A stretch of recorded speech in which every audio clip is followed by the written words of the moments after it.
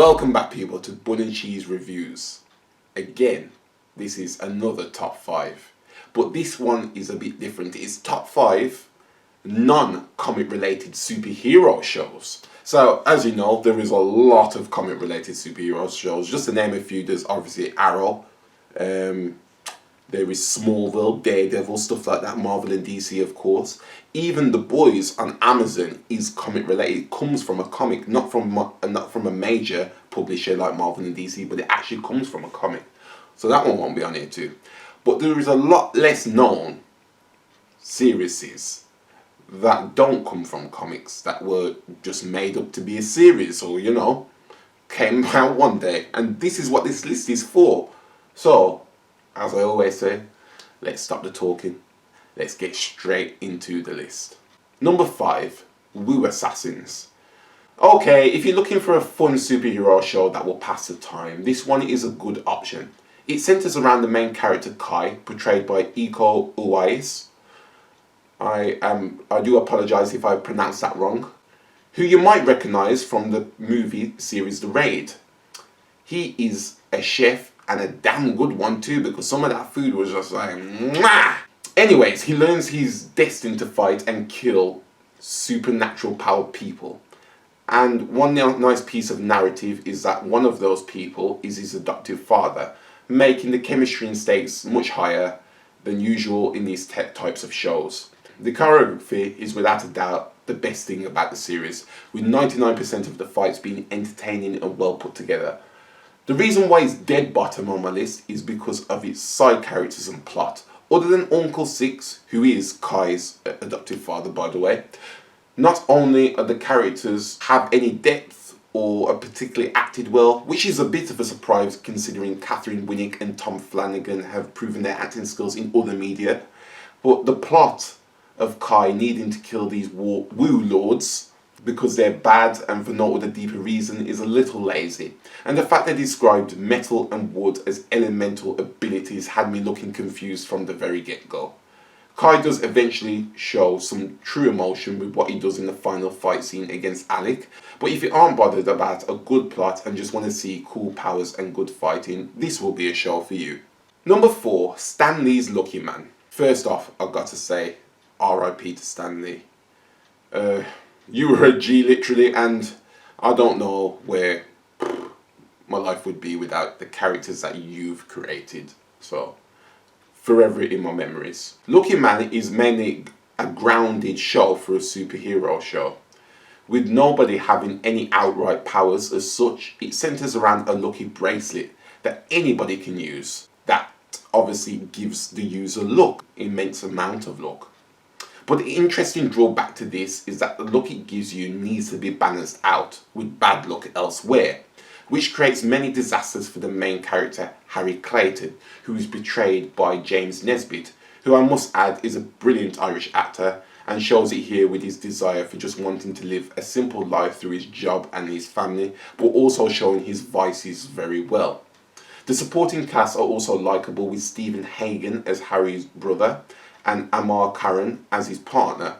Season 2 was particularly my favourite, as I thought the addition of Thekla Rutin, I think that's how you say her name, apologise for that, as the main antagonist Isabella was perfect through both casting and performance. I've always had a thing for villains with the same powers as the protagonist, and here I wasn't disappointed as Isabella brought a mischievous, mysterious and severely interesting take into the show that came to a fitting end of the somewhat untouchable woman. Even though this show is at the number 4 position, I'd say it's considerably better than Woo Assassins, and with it still not being officially cancelled as of this video, I'm hoping to see it back eventually. Number 3, Misfits, an E4 exclusive British superhero series. Yeah, when I first heard about this, I didn't think it would work out at all, but upon watching just a couple of episodes of the first season, I was pleasantly surprised. Unlike Lucky Man, quite literally all the main characters in the show have superpowers, but they still managed to keep it realistic. And what I mean by that is that if these powers did exist, nobody would outright be good. And of course, with the main cast being 5 juvenile delinquents, that wouldn't be too far-fetched to fathom on their case.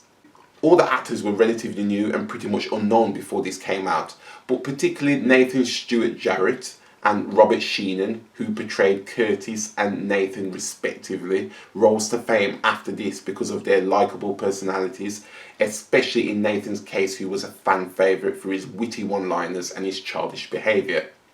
Iwan Rheon portrayed Simon, the outcast of the group, extremely well, and his character development goes under the radar when people talk about the show. He also went on to star in one of the biggest series of this generation in Game of Thrones. The villain of the week format so many shows use worked pretty well for this series, with anything from zombies to crazy killing probation officers to I can mess you up with milk. All worked very well and were very entertaining. I feel like this would easily sit second if the original main cast all stayed beyond season 3, as Rudy Wade, portrayed by Joseph Gilligan, is the only memorable character from season 4 onwards. This is also where everybody I've spoken to about the show who watched it lost interest in the series at this point. Number 2, Alphas. I think I'll be in my late 80s, if I ever get there of course, and I still remember the unresolved cliffhanger Alphas left us with. And if there's one thing I hate about TV shows, it's not having closure. But first, let's get on to the good stuff. Just like Misfits, the main cast of this show is extremely likeable.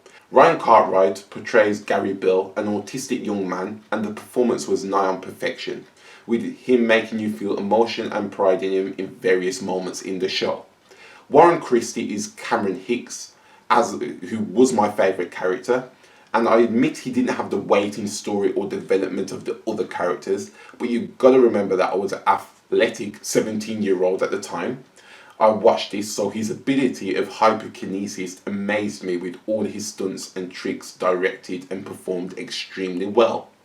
Bill Harkin and Rachel Prezat are both extremely interesting characters that you can't help feel for because they possess the worst drawbacks from their abilities. Bill, portrayed by Malik Yoba, has a fight or flight ability that takes a physical toll on his body, which resulted in him developing anger issues. And Rachel, portrayed by Azita Ghazinzadeh, I think that's how you say her name, I apologise, has the ability to heighten one of her senses by disabling all the others. This has caused her to not be able to interact with others socially on many occasions. The series has an interesting concept of rather just fighting / killing the bad guys, was to go and diffuse situations created by other alphas. This gave it a sense of realism to this series, and it's a shame it didn't get past season 2, as I think it fully deserved it. Right, now for number 1. Number 1, Heroes. Those who know me well probably figured out this show will be top from the moment they read the title. It's funny because it was only in last week's episode of the top 5 drama series that I listed 2 series of Milo Ventimiglia. And yet here is another. This is the first series I watched that starred Milo, and it's what made me a fanboy. He plays one of the main characters in Peter Petrelli, a nurse that just genuinely wants to help people. His character arc in the first season is pretty simple through him thinking he can fly, but it becomes much more than that later on. It's not only Peter's character that makes me love this series, though, with Adrian Pascar portraying his stern, focused older brother, Hayden Panettiere as Claire Bennett, the lovable, brave cheerleader, and Masi Oka as the nerd that was in most of us watching as Hiro Nakamura. And of course, the brilliant, frightening, literal power-hungry Sylar that was portrayed by Zachary Quinto. These were only some of my favourite characters. There isn't one bad character or actor in the early seasons of the show. And I think what the show did so well was balance the story arcs between everybody, especially in the format they chose, as it wasn't until the last few episodes of season 1 where the majority of the main cast even met on screen. There is no wonder why the debut season was critically acclaimed, and in my opinion is one of the best first seasons of a series I have ever seen. The problem is everybody remembers Hero for what came after. When it was hit with writer strikes, the quality dipped from here on out and never fully regained its charm. but I still think it produced many memorable villains from here on out, with Samuel Sullivan, Arthur Petrelli, and Eric Doyle, all played by brilliant actors. Oh, and that spin-off Heroes Reborn shall not be mentioned. It was bad. Very bad. But there we go. That is my top 5 list of my top 5 non-comic related superhero shows. That is it. You'll obviously get a top 5 of my comic related superhero shows soon. Don't know when yet, but soon. But up until then, I'll see you again next week on Sunday.